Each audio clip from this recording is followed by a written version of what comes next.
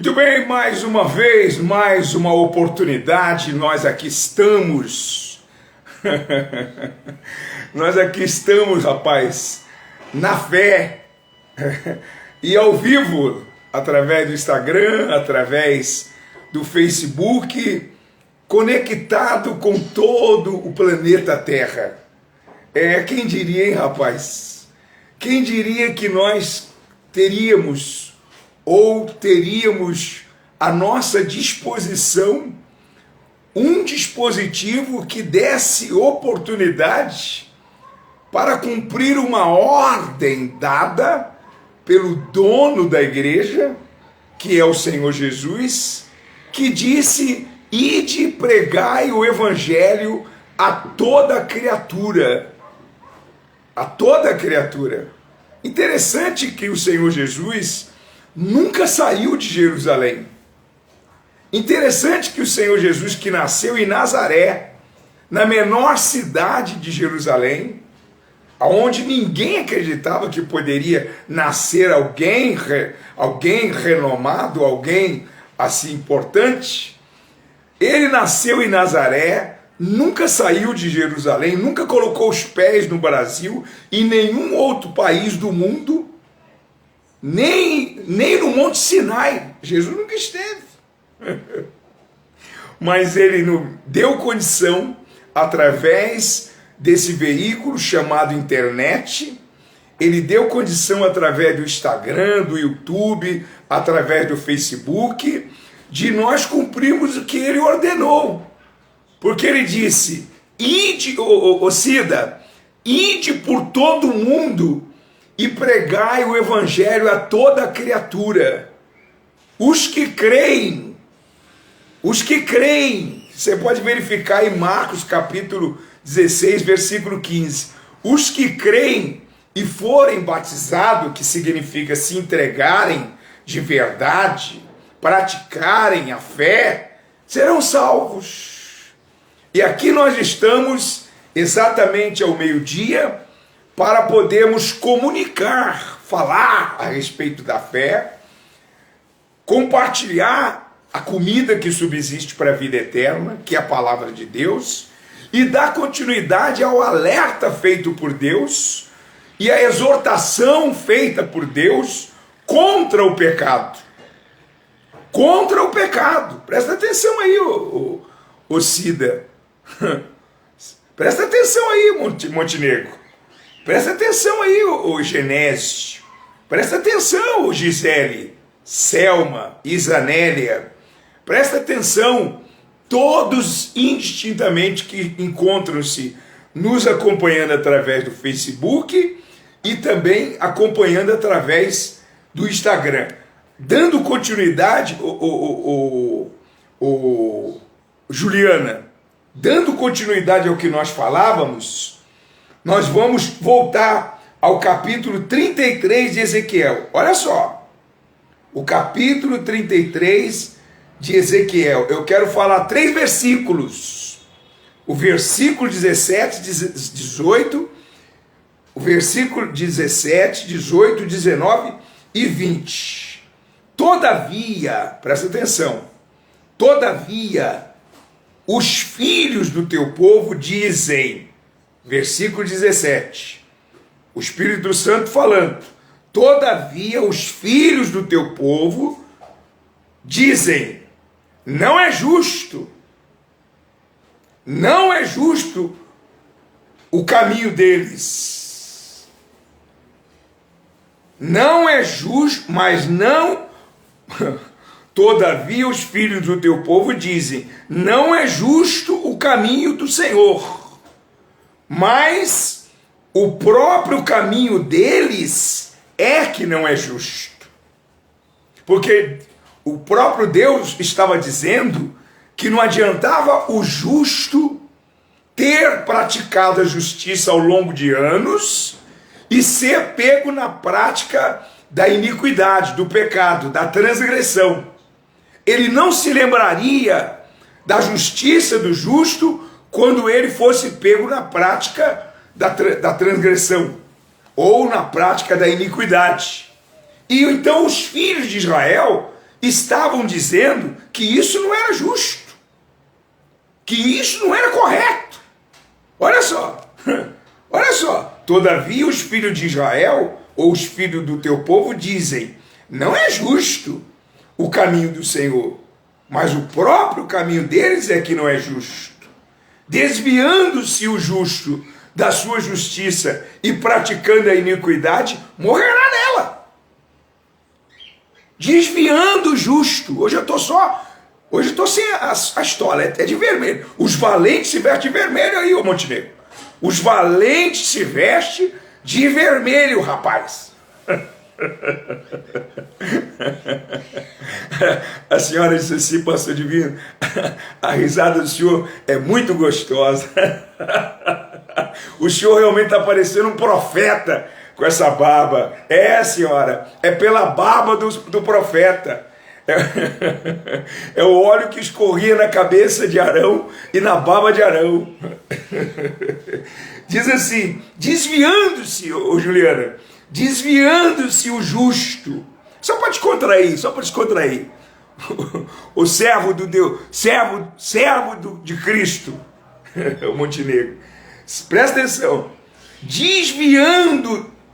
Presta atenção, montanha. Desviando-se o justo da sua justiça e praticando a iniquidade, morrerá nela.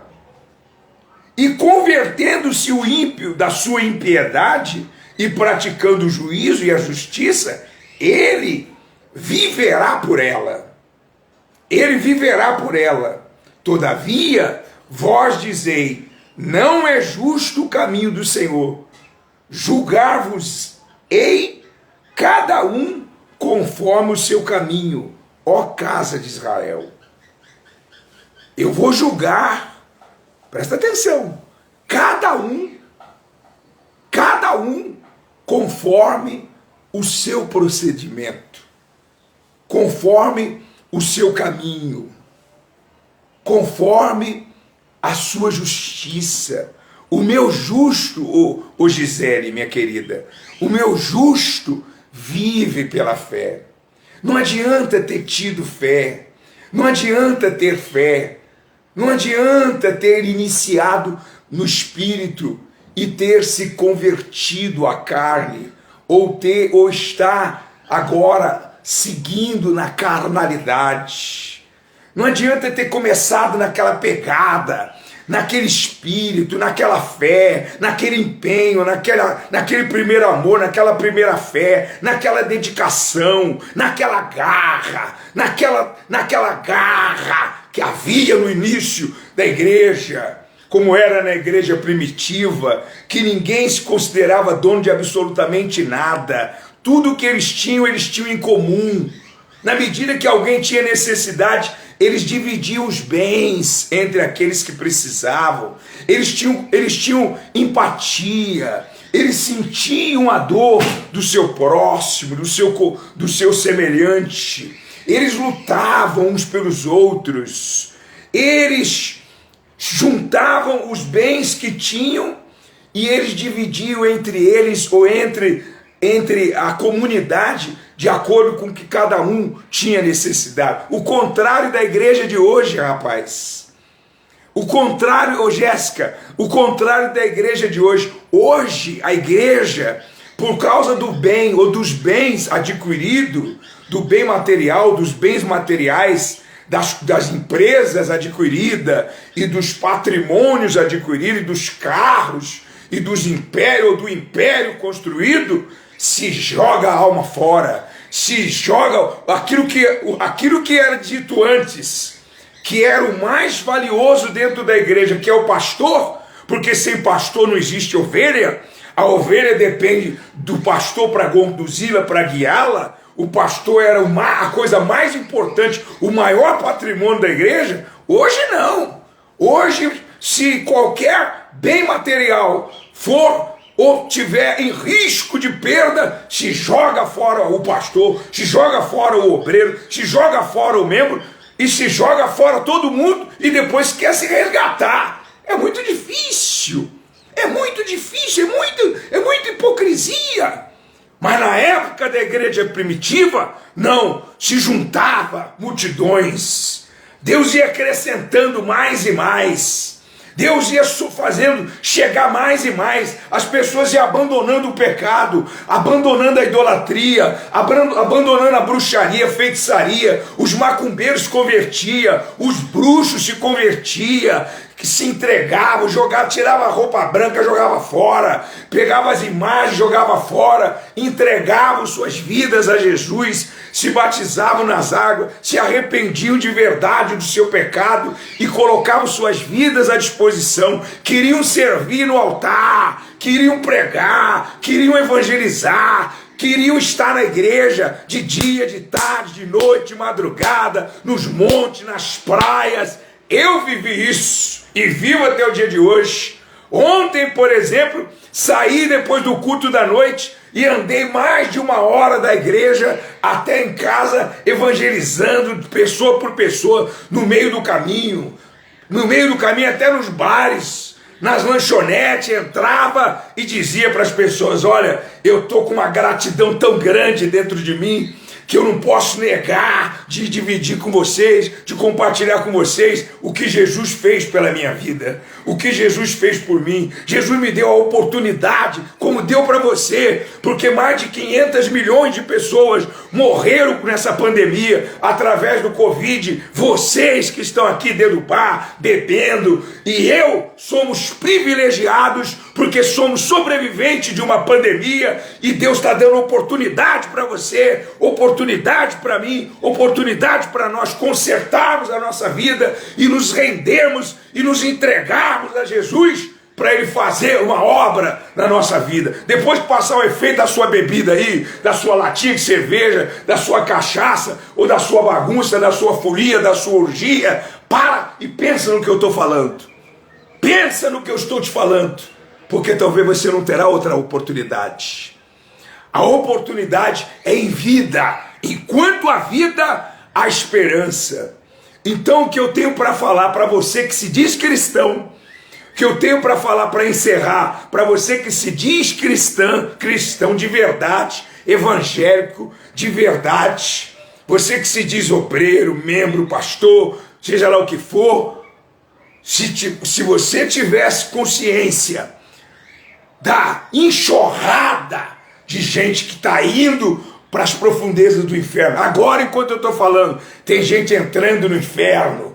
O inferno nunca se farta.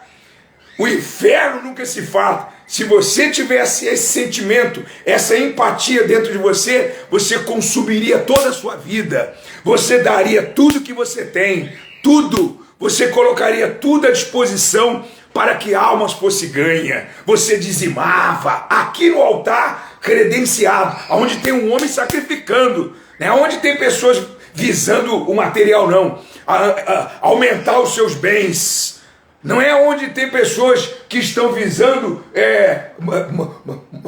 o monopólio, cada um querendo ser mais que o outro. Não, é gastar a vida em função das pessoas que estão desesperadas porque não conhece o que nós conhecemos, porque não tem dentro dela o que nós temos, que é o Espírito da verdade.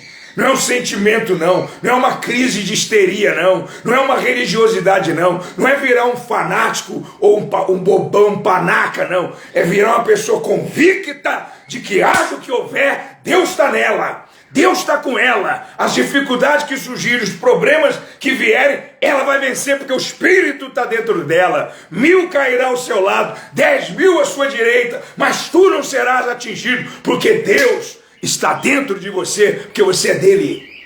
Você decidiu, eu serei dele. A minha vida está entregue a Jesus, não a religião. Não a religião. Ninguém vai ficar me manipulando, ou me monitorando, ou fazendo de mim uma marionete. Eu tenho uma fé racional. Eu sou guiado pelo Espírito de Deus, não guiado pelo José, pelo Joaquim e pelas doutrinas, que agora chama de disciplina, para poder controlar a vida do sujeito. Aqui pro capeta, tá amarrado. Nós vamos viver a fé e na direção do Espírito da verdade. Para você ter uma ideia, quando Jesus saiu da terra, tinha os discípulos que o ajudavam, mas ele não entregou a igreja na mão de nenhum deles. Não entregou na mão de nenhum dos discípulos. Ele tinha os dois irmãos dele, Marcos e Lucas, era irmão dele, não entregou na mão deles. Ele tinha Pedro, que era o mais próximo, não entregou na mão dele. Ele tinha Lucas, que era o médico que andava grudado com ele, não entregou na mão dele. Muito pelo contrário, ele disse: quando eu ascender aos céus, o Espírito de Deus virá e vos guiará a toda a verdade. O Espírito de Deus vai convencer do pecado, da justiça e do direito. Então quem guia minha vida é o Espírito Santo. Não é nenhum pastor, bispo, apóstolo, profeta, igreja, nada, instituição. Quem conduz a minha vida é o Espírito Santo. E que o Espírito Santo coloca aqui, ó, para falar, eu falo e acabou. E respondo pelo que falo. Essa é a grande realidade. Essa é a grande realidade que precisa ficar sabida por tudo e por todos. A gente volta numa próxima oportunidade, talvez na madrugada, falando mais a esse respeito.